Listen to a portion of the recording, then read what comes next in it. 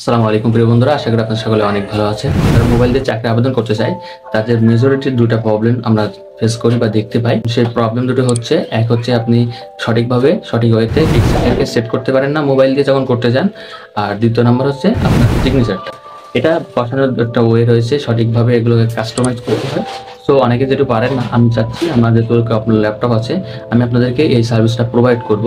তো তার জন্য আপনাদেরকে যেটা করতে হবে, আপনারা আমাকে হোয়াটসঅ্যাপে মেসেজ দিবেন।